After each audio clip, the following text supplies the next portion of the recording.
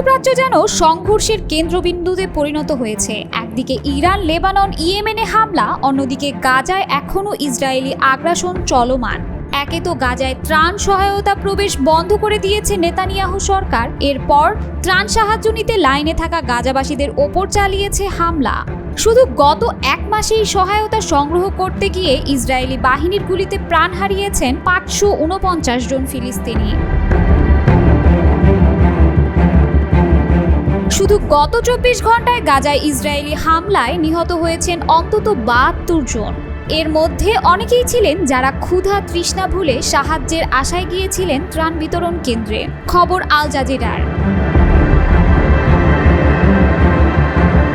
গাজার সরকারি media office জানিয়েছে, গত এক মাসে ইসরায়েলি বাহিনীর গুলিতে 549 জন ফিলিস্তিনি নিহত হয়েছেন।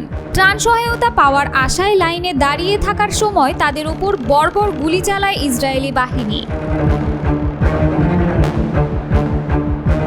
ইসরায়েলি এই হামলায় আহত হয়েছেন আরও 4066 জন।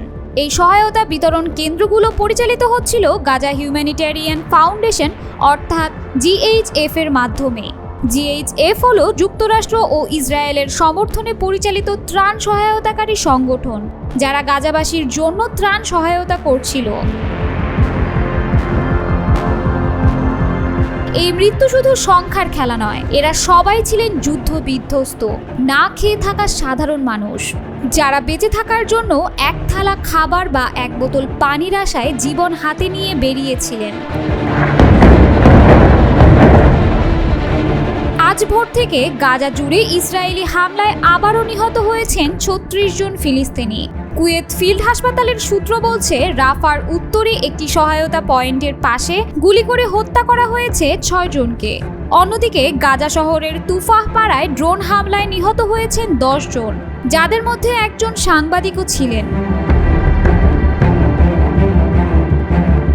গাজার স্বাস্থ্য মন্ত্রণালয়ের হিসাব বলছে, চলমান যুদ্ধে এখন পর্যন্ত ইসরায়েলি হামলায় প্রাণ হারিয়েছেন 56,259 জন ফিলিস্তিনি। আহত হয়েছেন 1,32,458 জন। এই সংখ্যা প্রতিদিনই বাড়ছে।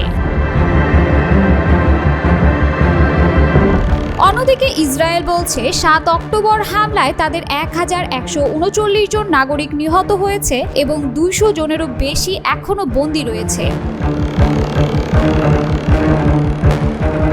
এদিকে লেবাননেও বিমান হামলা চালিয়েছে ইসরায়েল।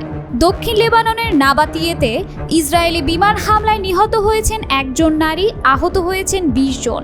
একটি আবাসিক ভবনের সরাসরি হামলায় 13 জন আর শহরের উপকণ্ঠে আহত হন আরও 7 জন। একদিকে গাজায় সাহায্য নিতে গিয়ে মানুষ মরছে, অন্যদিকে লেবাননে ঘরে বসেও নিরাপদ নয় কেউ। ইসরায়েলি বাহিনীর নিরন্তর হামলায় হাসপাতাল, আবাসিক ভবন, সাংবাদিক কেউ বাদ যাচ্ছে না। এই যুদ্ধ শুধু দুই দেশের মধ্যে নয়, এটি এখন মানবতার বিরুদ্ধে লড়াই, যেখানে খাবার চাইতে গেলেও মানুষকে প্রাণ দিতে হচ্ছে। আন্তর্জাতিক সম্প্রদায়ের নীরবতা আর ইসরায়েলের নির্দয় আগ্রাসনে যেন গাজা জ্বলছে।